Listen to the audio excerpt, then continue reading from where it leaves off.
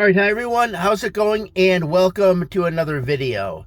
Now, it's been a while since I've done a movie review, but today I decided I was going to do a movie review because I did talk about this franchise before in the past, and I talked about how cool it would be if they ever did a movie on it or did a newer movie on this franchise. So I just saw Masters of the Universe, and that is what I'm going to do a movie review on. There will be spoilers in this video, so I'll let you know now.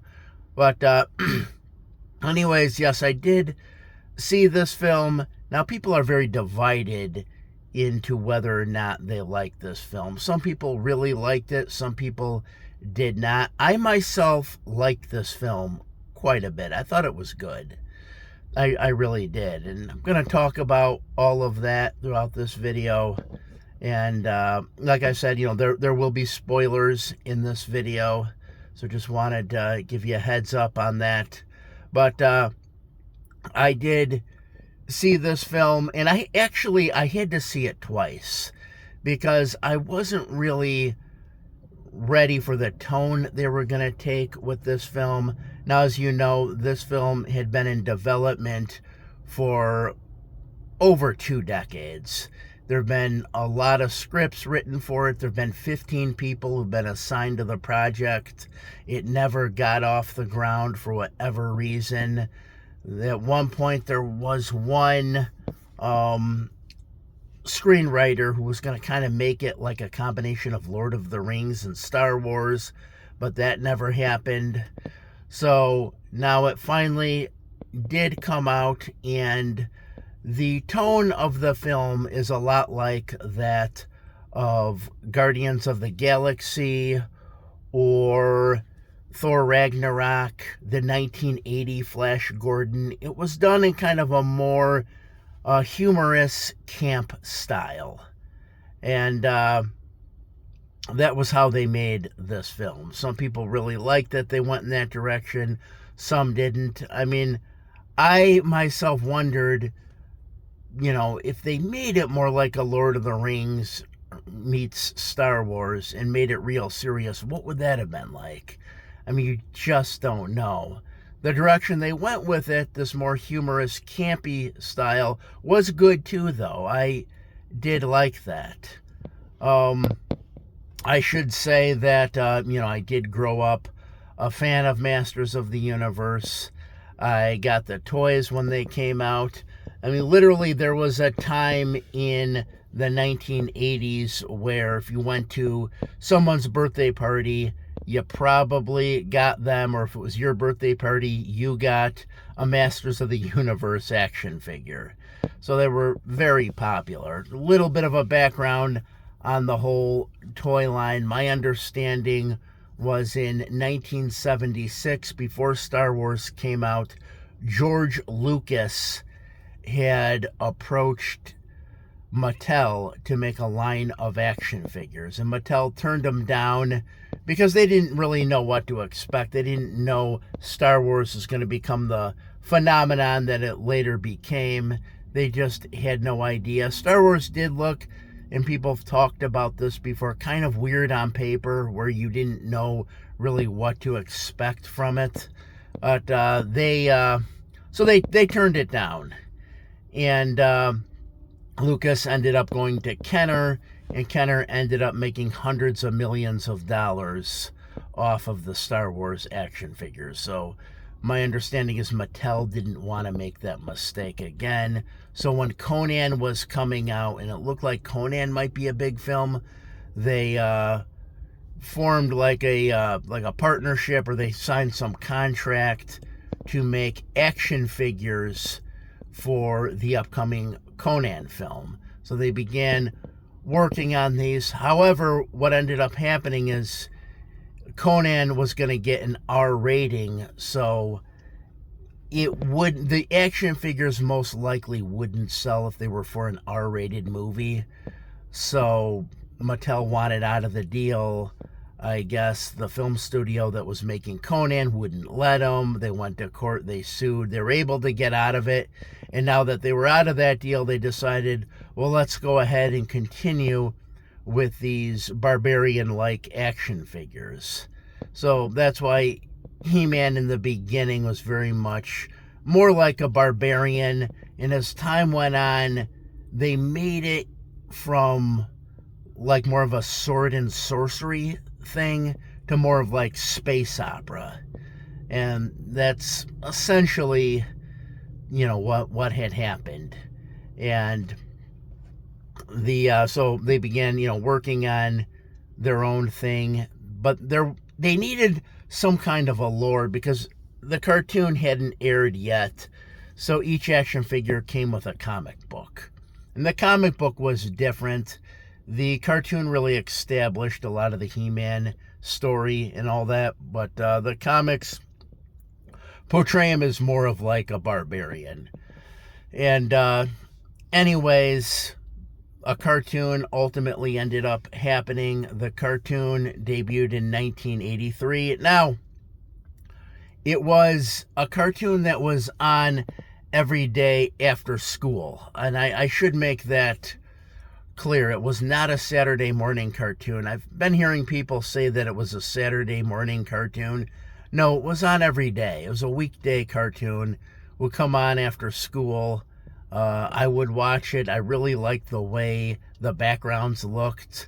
I mean, Eternia had kind of this psychedelic look, kind of looked like the cover of a Yes album in a way. I really like how they did that. I liked how all the characters were.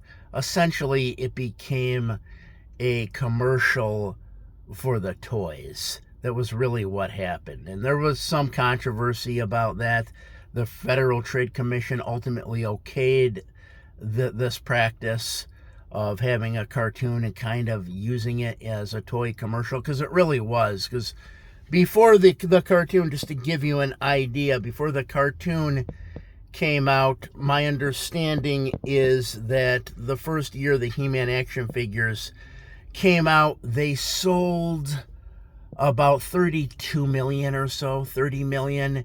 And then once the cartoon came out, they sold about 80 million. And then that kept going until it reached its height of $400 million in merchandise sold in a year. So He-Man was a huge success.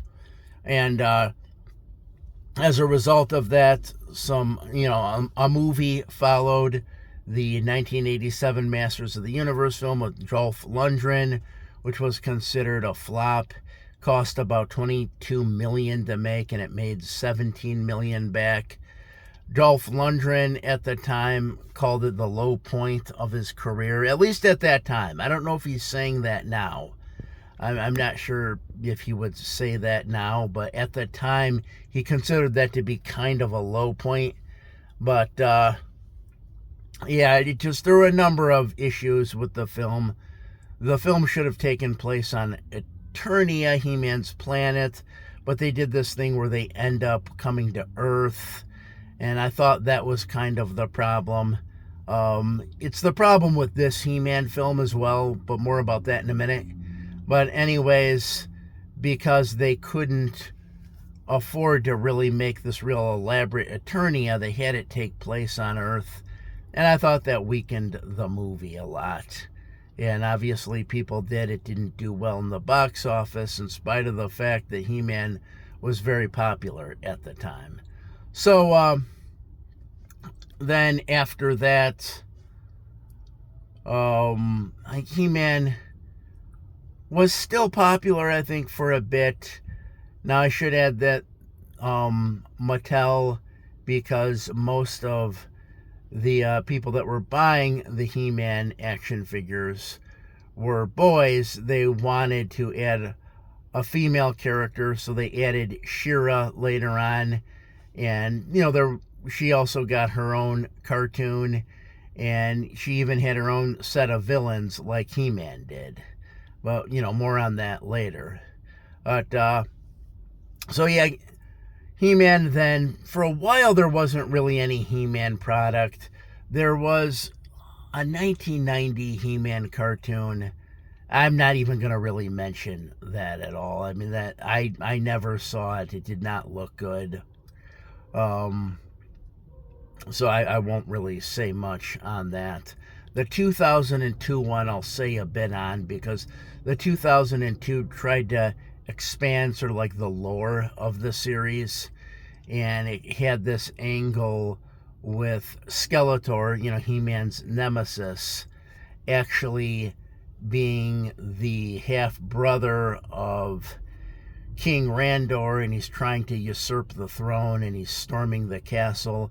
He ends up getting into a fight with Randor. He throws a vial of acid at Randor. Randor blocks it with a shield, bounces back, gets Keldor in the face. Keldor is then badly wounded, but he goes to his friend or mentor, Hordak, who is, She-Ra's arch nemesis. And Hordak ends up basically giving him this, like, skull face. And then he's actually cured after that. But, forever after that, he has the skull head. So, yeah, that they added that lore. I don't know that I really like that they did that, because in the original He-Man cartoon, Skeletor is seen as being much more mysterious. I think there's some mention that he's from another dimension, but you really don't know a whole lot about it. They kept it mysterious, and I do like that, because now with the whole Keldor thing, a number of other He-Man shows have adapted that. It's like they've accepted that. And, as we're with the first series, you don't really know much about Skeletor. They keep him more mysterious, and I like that they did that. It's just this modern, they have to spell everything out for everybody and give everyone the whole story. I feel like with Skeletor, you didn't really need the whole story. But anyways, so that was the 2002 series. I did see it. Looked very much kind of like anime a lot. I don't know that it necessarily was anime, but it had that anime look. And then after that, Kevin Smith got in on it and became the producer of a He-Man series, and it seemed like it was going to be really cool. He was going to have Mark Hamill voice Skeletor. It seemed like it was going to be a really good series. Then, I don't know, word got out that it was going to be done in like a very woke kind of style, and he basically said, no, this is not going to be a woke thing. So he kind of lied on that. And then it ended up coming out, and they literally killed off He-Man and Skeletor in the first episode, and then it became about Teela. So, and then when asked about it, he was like, well, no, the show's not called He-Man, it's called Masters of the Universe. So I didn't really like that he did that. And then, I know people said that they bring He-Man back later on, but by then I had lost interest, and apparently a lot of other people did as well, because, I don't know, from what I've heard, Kevin Smith's career hasn't really fully recovered since, he did this Masters of the Universe series. It really hasn't recovered, I was hoping it would be good. I would have been fine with it. I was just kind of like, as long as you don't have Jay and Silent Bob show up on Eternia, I would be fine with it. But the fact that he killed He-Man off right away and Skeletor, I just didn't like that, and I lost interest pretty quickly. And apparently a lot of other people did. Then, from what I remember, too, it was on Netflix. I should add that. Yeah, it was on Netflix. There was another He-Man series that was more like computer animated. I saw none of that. Really can't speak on that too much. I don't think that did too well. It was mostly for kids, and kids didn't really want to watch it, from what I understand, because they're not really familiar with the franchise. So then, they come out with this movie, and like I said, I really liked it. Very much like Guardians of the Galaxy. kind of thing, like I said, in Thor Ragnarok. So I did like that. It starts out, you know, Prince Adam, He-Man is a little kid and Skeletor invades. He has to get out of Eternia, and the sorceress, from what I understand, sends him to Earth, and he also gets sent there with his sword, but he gets separated from his sword and has to find it. A lot like the first Thor movie, where Thor is sent to Earth, but he becomes separated from his hammer and he has to find it. Kind of, there was a similarity with this as well, and I think Thor ends up somewhere like in the southwestern part of the United States, and He-Man sort of ends up around there as well in Oklahoma City. So yeah, very much like Thor. From what I understand too, they wanted to get Chris Hemsworth to play He-Man from this movie, and for obvious reasons, right? I mean, he played Thor and all that. They kind of thought he would cross over into He-Man pretty well. He actually turned the role down. He did say he'd like to play Skeletor, but he turned the role down, just didn't want to do it. And they ended up going with this newer actor who I think did an excellent job as He-Man. I really do. And Skeletor in this one is played by Jared Leto. I know how people feel about Jared Leto, but you really don't see Jared Leto in this. His face is basically had like a green screen on it, or like in his CGI, and he's in some kind of a bodysuit. It looks completely different. I think they have some kind of voice modulator to give him this, to alter his voice. So you don't notice that it's Jared Leto. I know Jared Leto is kind of seen as box office poison, and because a lot of the movies he's in tend to bomb. Well, more about this movie bombing later, but yeah. So Jared Leto plays Skeletor. He-Man, like I said, comes to Earth. I could have done without that. I think there's kind of a universal consensus amongst a lot of the fans that they should not have sent He-Man to Earth again. That was part of the problem with the first movie, was sending him to Earth. And although they did do it, thankfully it wasn't real long, not as long as it was in the Dolph Lundgren 1987 He-Man, but I felt like they could have done without that. But they have, Prince Adam, he's now working in HR. He's constantly looking for swords. I guess he's kind of freaking people out by doing this. He gets called into the HR office. They poke fun of a lot of the woke culture and all that. They definitely poke fun of it in this movie. Because I know when this movie was coming out, people were like, oh, is this going to be a woke film? And really, for the most part, no. They kind of, like I said, they kind of poke fun of it. There are other jokes in this film. It's done in kind of a jokey style. Some of them don't land. Some of them I thought were unnecessary. There's some like innuendos in this, and they just weren't really that funny. So I don't know why they went in that direction, because they possibly could have gotten it like maybe a PG rating, or and maybe more people would have wanted to see it. Could have been seen as more of a kid's film, but that's a whole other thing too. I mean, was this movie really for kids, or was it for the Gen Xers that are watching it, that are now middle-aged, and they remember this from their childhood? So yeah, I mean, I really felt it was kind of a Gen X movie in a lot of ways, as a lot of kids are just not really too familiar with He-Man. But Yeah, so there's that whole angle of He-Man on Earth. He's looking for the Sword of Power. Eventually, he finds it in a comic book store, and ends up taking the sword.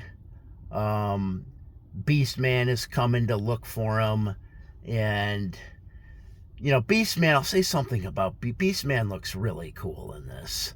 Beastman's coming after him. He attacks He-Man. Teela kind of intercepts that.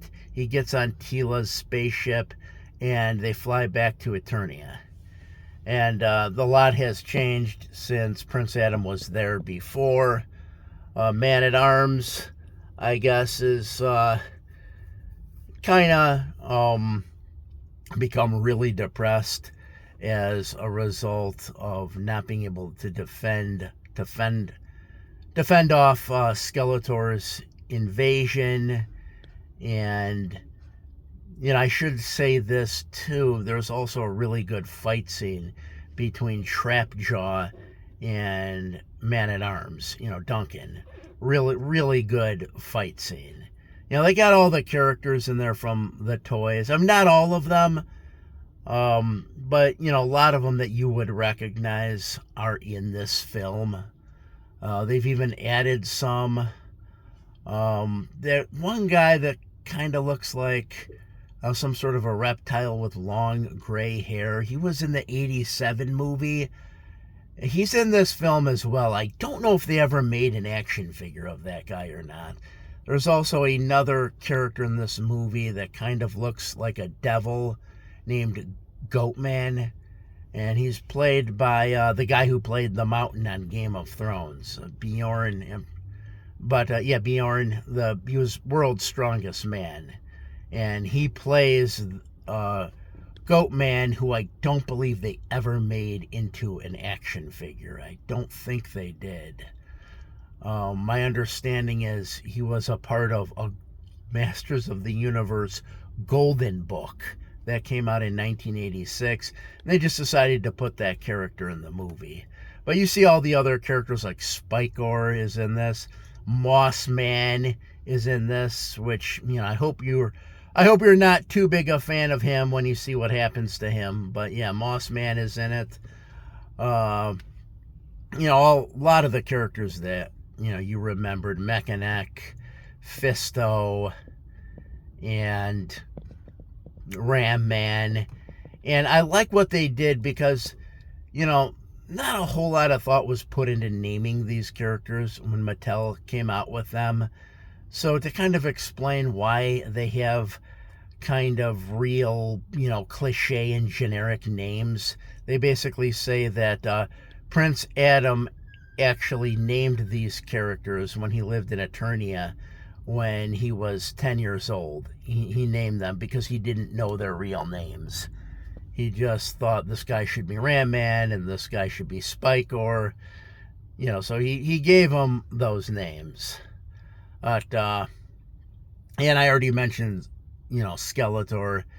Another thing I should say about Skeletor, and you have to admit, Skeletor is probably one of the best villains in all of fiction. And, I because of that, I think it would be very hard to screw up Skeletor. And, yeah, so Jared Leto did give a good performance in this film as Skeletor. Some of the comedic moments like you did. He has a deeper, more British voice, almost like reminiscent of Bane from the Batman film. But, he doesn't have that, higher-pitched voice that Alan Oppenheimer gave him in the cartoon. So, but which I'm fine with. That's fine. I'm fine with them kind of changing a few things around for, whatever reason. They have Battle Cat in this as well. Be maybe a little critical of the CGI with Battle Cat. I didn't think it looked that great. Other than that, the CGI pretty much worked in this film. There's also a lot of practical effects. The way Eternia looked was really cool. Just like I said before, looked like the cover of a Yes album. It had that look to it, just like, like Another World would. But, so I thought they succeeded in the whole look of the entire film, really. And then, there's some great fight scenes. I have to talk about the fight scenes. I mean, I already said there was a good fight scene between Trapjaw and Man-at-Arms, but there's a good fight scene between Skeletor and He-Man, and which is good. I don't recall the 1987 one having a really good fight scene between Skeletor and He-Man, from what I could remember.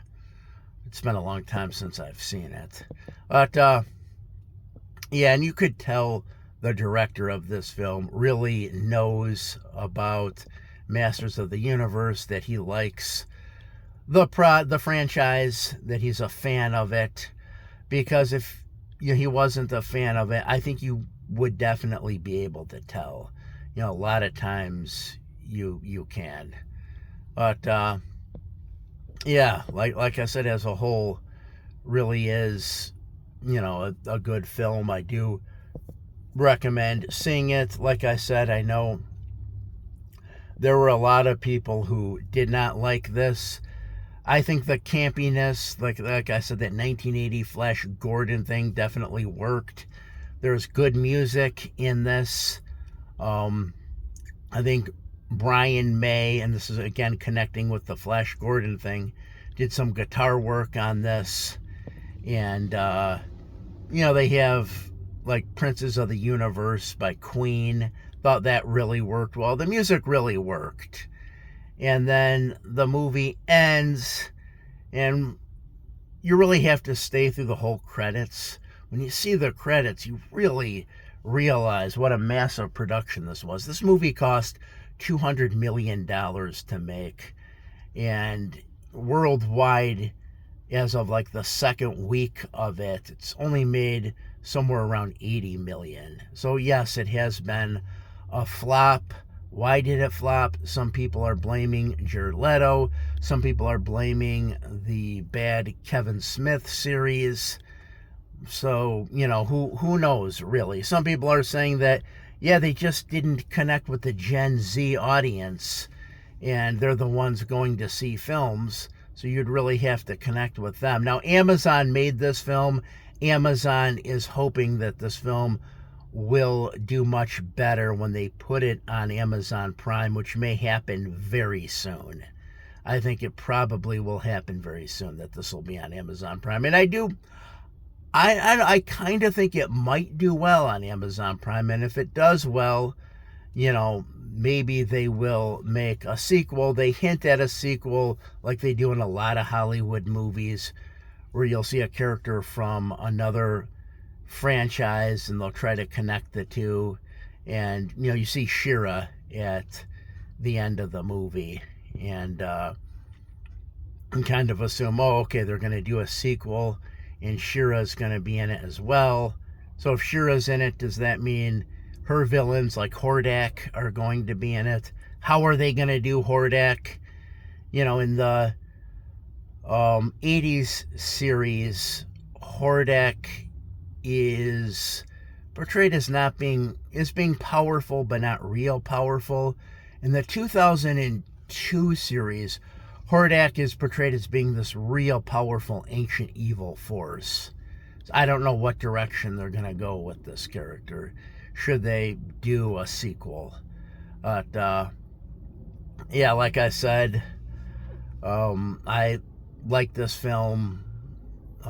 Hasn't been doing good at the box office. It's considered a flop. Some people are calling it the flop of the year.